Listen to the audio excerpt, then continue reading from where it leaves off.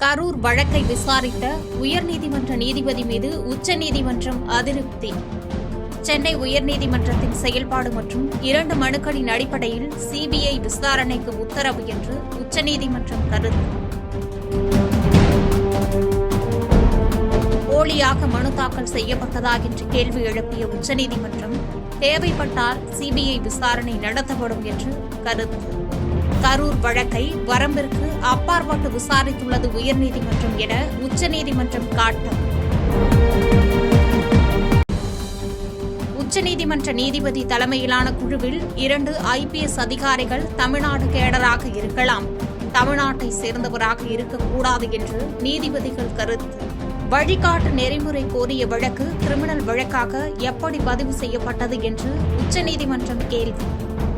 அரசியல் கட்சிகளுக்கு நெறிமுறைகள் வகுக்க கோரிய வழக்கில் எப்படி கிரிமினல் வழக்கின் வரம்பிற்குள் தனி நீதிபதி விசாரித்தார் என விளக்கம் கேட்டுள்ளதாக உச்சநீதிமன்ற நீதிபதிகள் விளக்கம். SITக்கு உத்தரவிட்டது எப்படி என்று கேள்வி எழுப்பிய உச்சநீதிமன்றம் உயர்நீதிமன்றத்திடம் அறிக்கை கேட்டது. செய்திகளை உடனுக்குடன் தெரிந்து கொள்ள கீழ்கண்ட கேபிள் மற்றும் DTH நெட்வொர்க்குகளில் எம்நாடு செய்தி தொலைக்காட்சியை காணுங்கள்.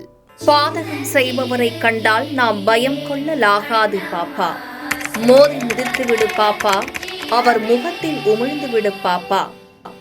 அண்மை செய்திகளை உடனுக்குடன் தெரிந்து கொள்ள இணைந்திருங்கள் எம்நாடு தொலைக்காட்சியுடன்.